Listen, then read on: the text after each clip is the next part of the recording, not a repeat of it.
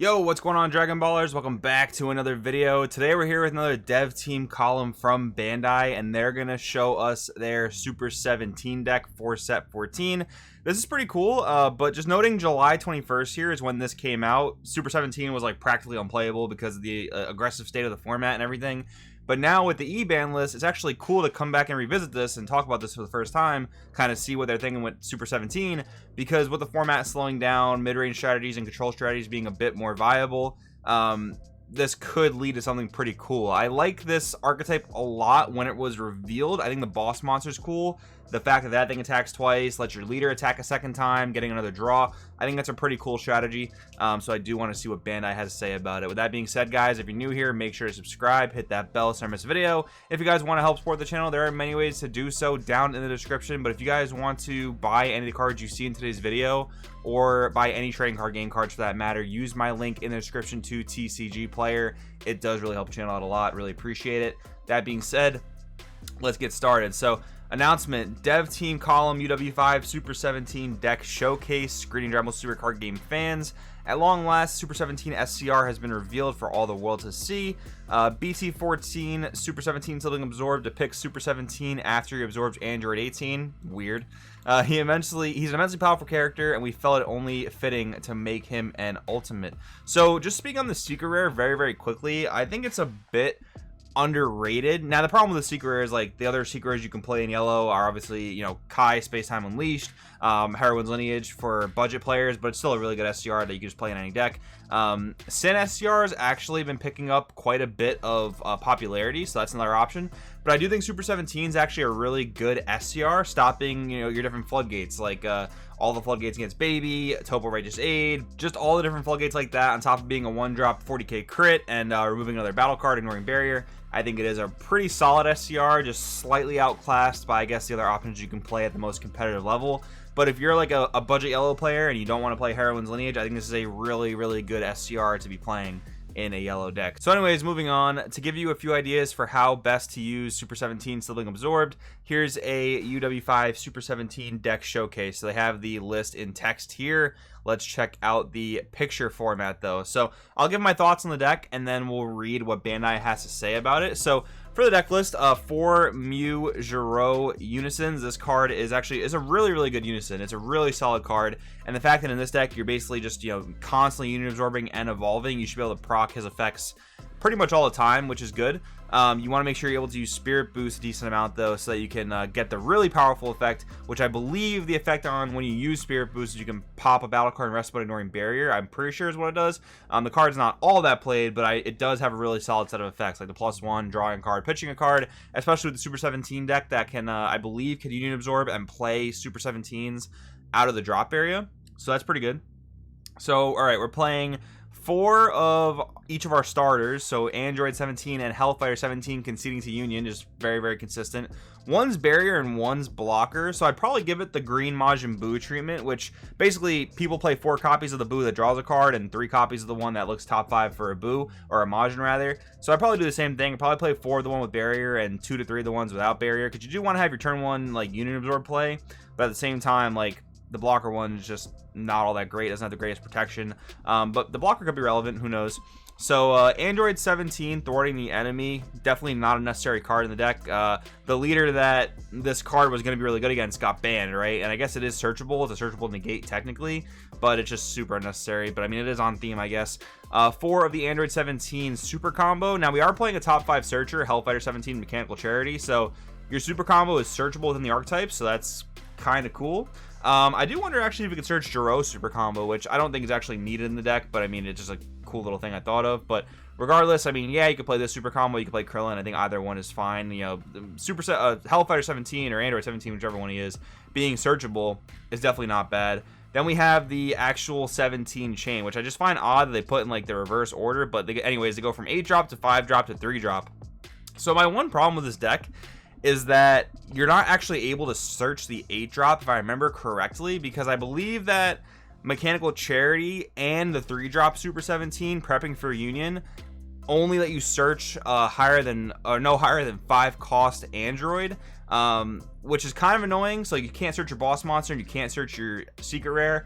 I remember mentioning this in another video, but like, you know, would it be really that busted if a rogue Super 17 deck like could search its SCR or its boss monster? I really don't think it would be that busted, but I do really like Super 17 prepping for Union though, because you pitch him another card basically to search 2 androids, so the consistency of the deck can theoretically be really high, but you have to make sure you're playing an ample amount of androids. So like, for example, with thwarting the enemy here, this could actually be a lot of the android cards from, I think it's set 13, whenever those yellow androids came out for that deck, like the 5-drop boss monster for that deck, or Demonic Duo, the basically Raider's Warcry for androids. That could have been a really good include in this deck that would actually reach back to some older sets and show kind of that like inter-set synergy. For some reason they didn't really want to do that here, but anyways, moving along. So 2 Robotic Riposte, they are playing 8 extra cards, or sorry, 11 extra cards, so that's fine. The 1 Bergamo, glad they included this with 4 power for Super Saiyan, just a big yellow power play right now.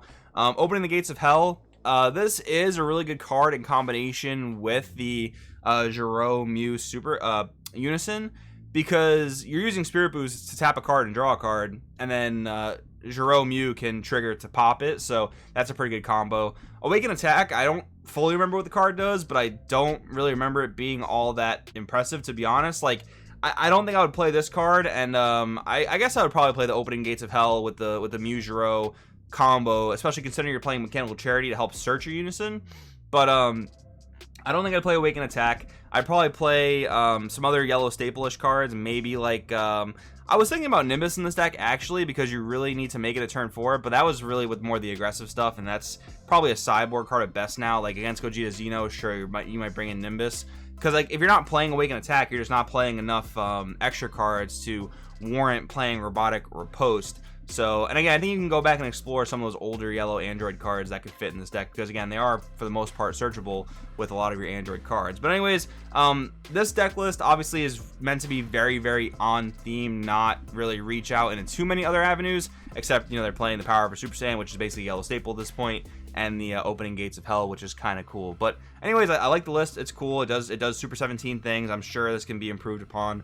Maybe that's our job to do that, right? Maybe I'll bring you as a profile if I continue to work on this deck. I'm not really working on this deck right now because I'm pretty much in Gen Con mode, so more competitive mode, but maybe once Gen Con's over, I'll put some more time into building and playing around with this deck to see where it goes. But anyways, let's see what Bandai has said for us. So the deck concept. This is a mid-range deck with a focus on Union Absorb, Evolve, and Spirit Boost. Many cards reference the number of cards beneath Super 17, giving this deck a unique playstyle. That's true. Using Evolve and other mechanics to send more cards under Super 17 is key to victory. Deck goals. After continuously using Evolve, Super 17 arrives at the height of his powers.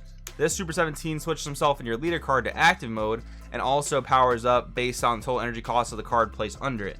Even better, the Super 17 leader can place cards under your Super 17 cards, giving you a leg up as you prepare to evolve. So, one thing I just thought about here, which is actually really unfortunate, is that like let's say you're playing against blue, for example, and you just like attack with this guy, and then you want to use the activate mains, like restand him in your leader or whatever, but you attack with him, and then like your opponent goes like, okay, Galactic Buster, Bojack, goodbye, Super 17. That's pretty bad. I don't think he has any protection effects, right? Besides the deflect, which is good against like God Stealing. But yeah, mid-battle interruption is a little bit rough. But anyways, early game, use Union Absorb skills on Android 17 conceding to Union and Hellfire 17 conceding to Union to play Super 17 prepping for Union. Prepping for Union's activate skill helps you get the cards you need for Union Absorb while searching out finishers. If your starting hand doesn't have the 3 cards listed above, try to mulligan for them. Very cool. They include like a mulligan kind of thing. So I believe prepping for Union, yeah, pitches itself another card to search for 2 androids, and I'm pretty sure that the conceding to Union cards play Super 17 from deck or drop. Yeah, so you can pitch this guy and search 2 androids and then play him from the drop. So the card economy there is actually really solid. Mid game. Starting on turn 2, you can play the Unison and Awaken your leader. Android 20 and Dr. Mew is a powerful Unison card with a draw and discard skill, and it also gains a marker every time you activate an Evolve or Union skill, something this deck has no trouble pulling off. Very true. Once you have markers built up, use Spirit Boost for a big payoff. So yeah, let's double check on this effect again. When you activate Evolve or Union, add a marker, and then when you activate Spirit Boost, pop one of your opponent's battle cards, rest mode, ignoring barrier. Yes, very good. So if you have prepping for Union in play, try getting Super 17 Hellish Amalgamation on the board with Evolve. This is a fantastic counter to removal heavy green decks. It can absorb an opponent's battle card on play, and if your opponent tries to KO with a skill or replaces itself with a 3-cost Super 17, like prepping for Union. Once you get this card in play, it's a straight shot to your finisher. Super 17 powers combined, keeping multiple copies of Hellish Amalgamation in your starting hand should leave you very comfortable against removable heavy decks. Very, very good strategy tip there. I like that a lot because Hellish Amalgamation, from what I remember, yeah, it dies. It could play back a Super 17 with the cost of 3. I wonder if there's probably no other ones in the game to play with that, but anyways, yeah, as long as you have multiple of these guys in your hand, you can just evolve into a new one, which is actually pretty solid. So, defensive cards. Opening the Gates of Hell is a new yellow counter card that can seriously shut down your opponent's attempt to get pressure going. It's easy to keep your markers topped off with Android 20 and Dr. Mew, trivializing, nice word there, this card's Spirit Boost 1 requirement. Synergistic picks. Gogeta Dynamic Unison. This deck has more than a few cards with Spirit Boost, making 2-cost unisons that can build markers easily essential. Super Saiyan Gogeta Dynamic Unison gains a marker every time your opponent uses an extra card, and can also power up your leader. If you want more unison cards in your deck, this is a great choice to start with. I like that a lot because the sweet spot for unisons, especially like decks that are reliant on unisons and can use them to awaken, 6 is where you want to be at. And if you're playing a turn 1 unison searcher, even better. But yeah, 6 unisons is a really, really good slot to be at. And plus, yeah, Gogeta's filter effect, discard 2, draw 2, definitely solid. So we're looking at Super 17 Relentless Absorption, which is actually a new tournament pack promo, and Super 17 Hellstorm Unleashed. So they mention Relentless Absorption is a card from tournament pack 5 that can absorb cell cards to play a Super 17 card. Hellstorm Unleashed in particular is a fearsome choice, sets your opponent to 4 life, making it a great counter pick against control decks that prefer to maintain a steady life total. That's true, but like this card's always kind of been weird with leaders that have to attack, because you know, you'd rather crit 4 of your opponent's lives than just like, you know, crit 1 or 2 of their lives, you know what I mean? It's like, it's playable, it's a cool little thing, but it is a little weird in a leader that has to attack. I mean, maybe if your opponent plays an early unison, you could just attack that and never attack their life and then play this, but I mean, I don't think it's all that feasible with this type of deck. So they say, well, what do you think? There are plenty of other cards that can slot right in Super 17, so check out the card listing at Brewing. Yeah, that's definitely one thing you want to do with this deck for sure. Like, explore all the other androids you can play in this type of deck. Like, I think the Demonic Duo androids are actually really solid. And I do think this is a cool deck. I think it does some neat things. Again, I really like the boss monster. That combo of opening Gates of Hell plus the Giro 20 unison, I do think is pretty good. But anyways, guys, I want to know in the comments below what you think. Thanks for watching. I'll see you guys next time.